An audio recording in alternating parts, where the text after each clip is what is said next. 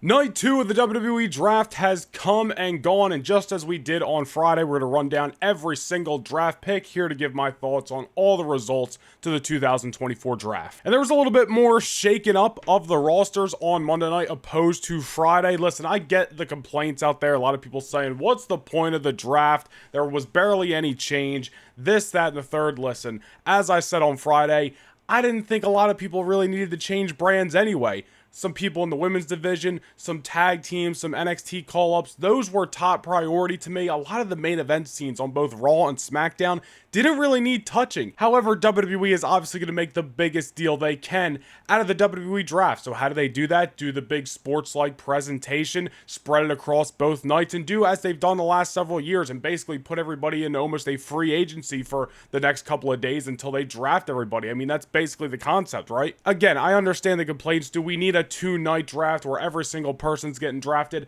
Absolutely not. However, we got our end results. I'm not too picky as some other people are out there. And at the end of the day, people from NXT that I wanted to see get called up got called up. Some of the switches that I wanted to see happened. Some didn't happen, and it's opened up some intrigue for me personally on some possible rivalries and stories we could be heading to. All in all, I am satisfied with the draft, so let's get into the picks. So of course, SmackDown started on Friday, seeming as it was Friday night, but tonight was held on Monday Night Raw. So Raw got the very first pick, which they chose Imperium only, Gunther and Ludwig Kaiser, because of course Giovanni Vinci was kicked out of the group last Monday night, which I'm still kind of iffy on. You know, I really think Imperium, Kaiser and Vinci could have been a great tag team going for tag team championship gold. Them holding tag team titles the same time Gunther was holding a world title, I think would have been great. However, for some reason, they've been teasing it for quite some time. They didn't want to do Kaiser and Vinci. They split them up. They see, I guess, the world and Kaiser. I don't know what the idea is there. I don't really expect a Kaiser and Vinci feud to be taking the world by storm, so I guess it's more of just a Kaiser and Gunther thing, and maybe they just see more in Vinci as a singles guy. I don't know. Not necessarily what I would do, but remains to be seen. Kaiser and Vinci staying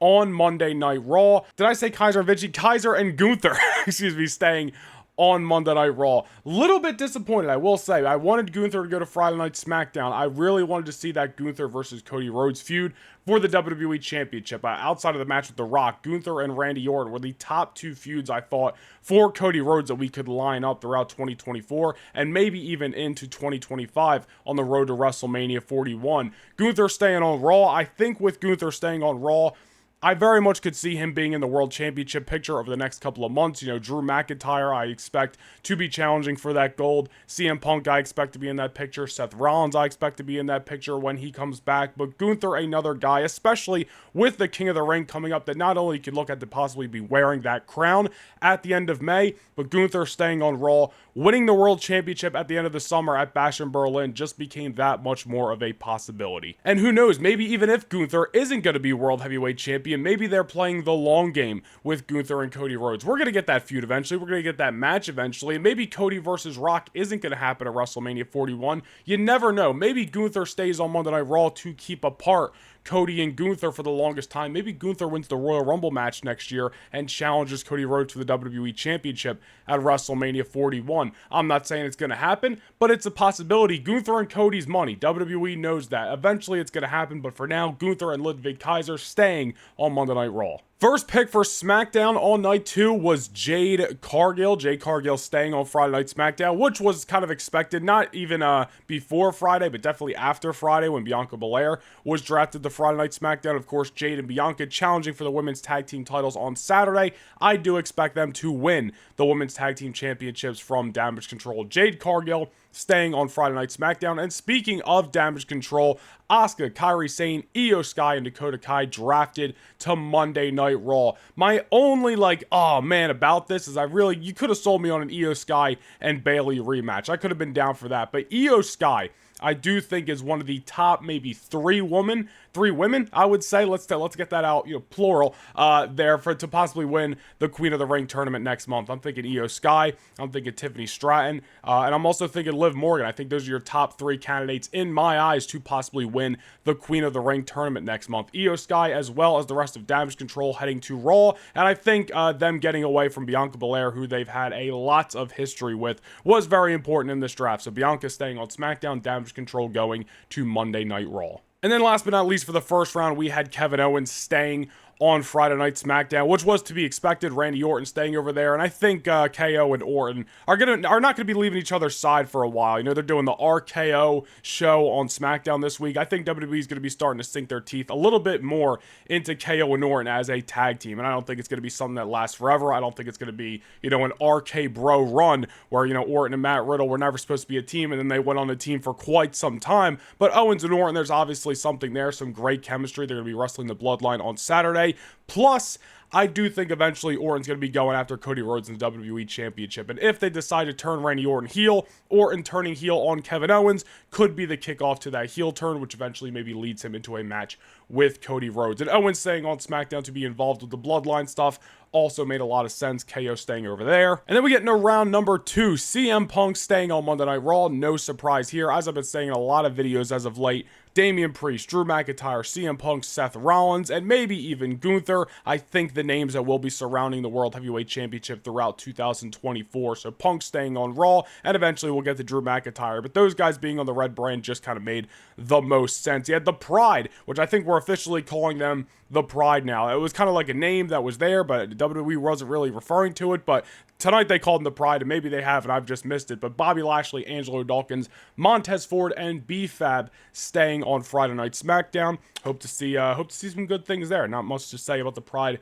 going to SmackDown. Braun Strowman not only drafted to Monday Night Raw tonight, but also made his return for the first time, and I don't even know, when's the last time he was on television? April, May of last year, Braun Strowman back, and a lot of us thought Braun Strowman going to be involved with the possible Uncle Howdy, Wyatt Six stuff that is seemingly going on. He may very well be, but they introduced him a little bit early tonight. Braun Strowman returning in what was just a strange cast of characters segment. We had Logan Paul out there with I Show Speed, Patrick Mahomes, the Judgment Day, as in Finn Balor and JD McDonough. You had Jey Uso out there, and then Braun Strowman made his return. It was a chaotic segment on Monday Night Raw. I don't really think it's going to lead to much. I don't see Logan Paul getting involved in Jey and Damian Priest match on Saturday. I think it was just one of those, you know, just fun segments, if you will, and kind of bled into the main event with JD McDonough's head getting all messed up. It was a chaotic yet fun segment on Monday Night Raw, but Braun Strowman made his return. Good to see Braun Strowman back and healthy, and looking forward to him hopefully doing some big things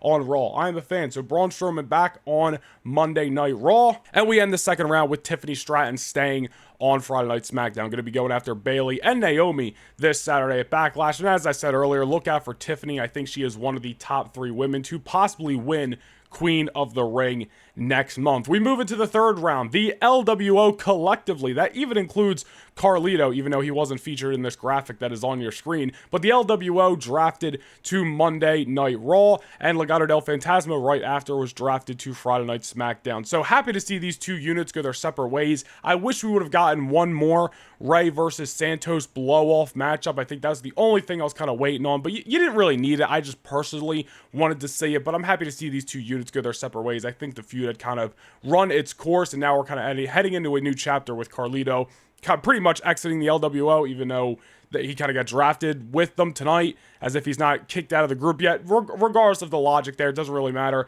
Carlito, Dragon Lee, I'm sure they're going to go do their own thing. And Rey Mysterio on the same brand as his son, Dominic. So Rey and Dominic, I'm sure there's going to be some interactions there. I don't know if we're going full on LWO versus the Judgment Day anytime soon, or Rey versus Dominic yet again. But the LWO on Monday Night Raw, the Legado del Fantasma on Friday Night SmackDown. Drew McIntyre finally in the third round drafted to Monday Night Raw, which he was pissed off about. Led to a great interaction throughout a couple of segments with CM Punk. Punk was up in the skybox. They had APA doing the draft, announcing the draft picks. Ron Simmons hit the dam. Punk and McIntyre swapped places at one point. Punk did the promo. You guys saw what happened. It was great stuff. You know, Punk and McIntyre, both injured, still doing a great job keeping this feud alive. And obviously McIntyre doesn't seem to be too hurt. We're really, especially waiting on CM Punk to get cleared. But once these guys are ready to go, This feud is going to light the world on fire, man. McIntyre versus Punk. I would love to see the World Championship get involved. Not that it needs it, but with Clash of the Castle in Scotland. And I'm not usually the guy who says, oh, it's the hometown. You got to have this guy win the title. But if there's ever a time for McIntyre to win back the World Championship, or at least challenge for it, it's obviously a Clash of the Castle in Scotland. McIntyre possibly winning the title there, defending it against CM Punk at SummerSlam, I think just writes itself. But we'll see what happens. Punk and McIntyre keeping that story red hot tonight on Raw. Love to see it. And then we close out the third round with Shinsuke Nakamura heading back to Friday Night SmackDown. Spent a year on Raw and now is heading back to the blue brand. Nakamura's just always been a SmackDown guy. Ever since he got called up from NXT in 2017, he was on SmackDown from 2017 all the way up to last year's draft, spent the year on Raw, had some great matches with Seth Rollins, turned heel, really hasn't done much since, and now he's heading back to SmackDown. So who knows, maybe Nakamura's going to get some fresh legs underneath of him. Even if he's not doing much on SmackDown, I would love to see Nakamura do some stuff down in NXT. We talked about this in a live stream, doing our draft predictions as of late, but Nakamura going down there, mixing it up with a Trick Williams, mixing it up with whoever, I think would be best for Nakamura at this point in his career. I'm not saying there isn't stuff for him to do on Raw, or in this case SmackDown, and you can't get him involved and possibly win some titles. I'm all for that. Love Nakamura, but I think Nakamura's got the best chance of being a player on television at this point, doing some stuff in NXT. So Nakamura on SmackDown, that's great. Remains to be seen what he's going to be doing. I'm just saying in general, if we're sending some guys down to NXT, continuing that here and there, I think Nakamura would be a great choice to send down there and mix it up with some of those young cats. Then we get into the fourth round, the Judgment Day, staying on Monday Night Raw. No surprise, JD McDonough, Finn Balor, Dirty Dominic Mysterio. Judgment Day and Damian Priest continuing to butt heads. We're really going to dive into that in our Backlash prediction video later this week, but I would not be surprised for not for them to cost Damian Priest the championship on Saturday, but definitely get involved in the finish, and that cause more dissension between Priest and Judgment Day. Because as we've seen on Monday Night Raw, Priest doesn't want Balor, Dirty Dominic, or JD's help. He wants to do things on his own, and I think the tension, the split, is only getting larger. Also, everybody saw it and everybody's talking about it. That little, I believe it was Jey Uso was being interviewed backstage, and then you saw Liv Morgan and you saw Dominic Mysterio walking out of the same room, one after the other. What did we say recently here on the channel, man? Liv and Dom, I'm telling you, they're gonna get the most nuclear heat of all time. They're doing something. Liv is stealing Dom away from Rhea, and it's gonna be great. And I can't wait to see it. We called it a couple weeks ago in a video, and now they're sinking their teeth into it, slowly but surely.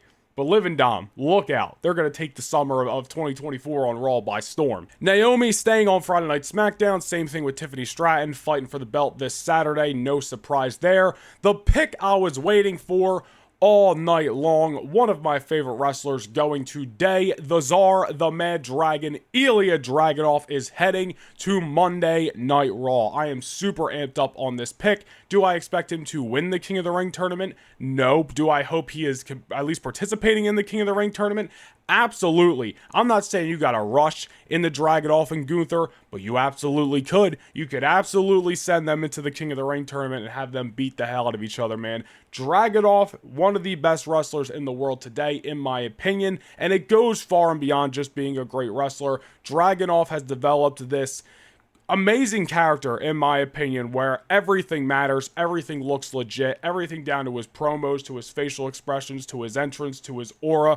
Dragunov has killed it tenfold down in NXT, and this is a long time coming. One of my favorite wrestlers. Super happy to see him on Monday Night Raw, and he is going to do big things. I'm not saying he's, like I said, he's going to go and win the King of the Ring tournament in a couple of weeks. I'm not saying he's going to be winning championships left, right, and down the middle immediately, but Dragunov's day is going to come, and I'm just happy to see him on Monday Night Raw. I cannot wait to see what he does. Hopefully he debuts next week when the rosters are officially locked in. Chelsea Green and Piper Niven heading to Friday Night SmackDown. No problem there. Like I said at the top of this video, mixing up the women's division and the tag team divisions were some of the most important things to do, in my opinion, in this draft, as I feel like it is every year, because the divisions could really always use a freshen up. So Green and Niven heading to Friday Night SmackDown. The New Day staying on Monday Night Raw. I expect them to continue to interact with Imperium, at least for a couple of weeks. I could easily see Gunther and Woods running it back in the King of the Ring tournament, whether it's a first round, a semi. I assume it's not going to be. I assume the finals will probably be SmackDown versus Raw, depending on how the bracket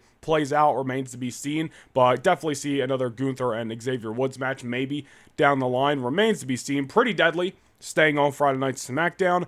Good for them. Lyra Valkyria, also an NXT call-up coming to Monday Night Raw. Another great choice. And again, another huge plus for the women's division that I think, I don't want to say desperately needs it, but could always use some new additions, man. Lyra is great. I don't even think she's been on NXT for, I mean, maybe a year?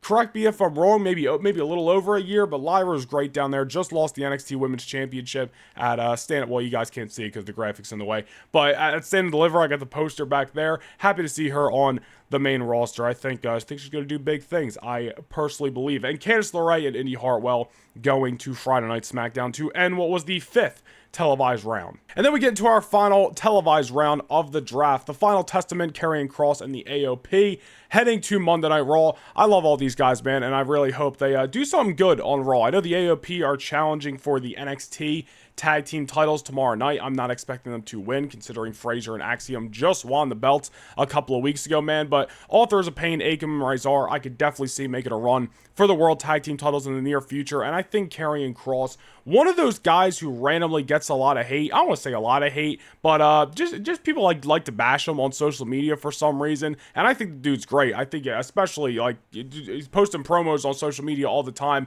and he absolutely kills it. I love the mystique. I love the character that he's developed for himself. I like Karrion Kross, and alongside the AOP, I think it's a great unit. So I hope they do some great things moving over to Monday Night Raw. DIY heading to Friday Night SmackDown. Once Candice LeRae and Indy Hartwell got drafted to SmackDown, you could pretty much guarantee DIY was going as well. And after they lost to The Miz and R-Truth last week, not saying there wasn't anything left for them on Raw, but they challenged for the World Tag Team titles, didn't make the cut. You had the little awkward thing at the end of Tommaso Ciampa not wanting to shake hands. I don't think we're heading towards a heel turn of Tommaso Ciampa anytime soon, but I do think DIY is about to start a long game to challenging for the WWE Tag Team titles on SmackDown. And I think DIY versus Theory and Waller, definitely something that may be on the card when we get to Cleveland at SummerSlam in Johnny Gargano's hometown. DIY winning the championships there from A-Town Down Under.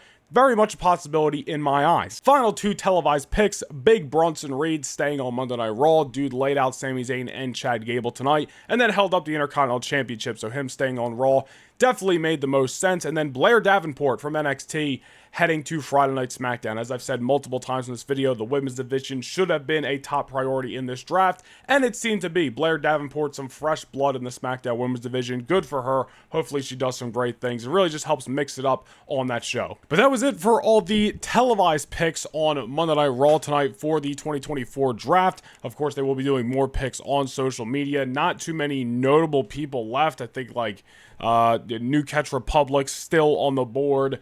Apollo Crews still, a couple other people still on the board. Nobody who's probably going to be a major difference maker on Raw or SmackDown. No disrespect. Maybe we'll see some NXT call-ups. All remains to be seen. I'm not going to wait around for WWE to post the rest of the draft picks on social media, because it could be in 5 minutes, could be in 45 minutes, and I want to get this video out to you guys. So I hope you enjoyed this video. Any significant draft picks that are made after this video goes up, I'll either post about in the comments or just go follow me across social medias at Noah Nation Vlogs. It's late. Let's get the socials out right. At Noah Nation Vlogs, anything notable I'll talk about over on Twitter. But I hope you guys enjoyed this video. Leave your thoughts down below in the comments. And who do you think won the 2024 draft? Was it Monday Night Raw or was it Friday Night SmackDown? Nonetheless, I hope you guys enjoyed this video, and I will see you guys in the next one, which will be our Backlash predictions coming later this week. So stay tuned. All right. Peace.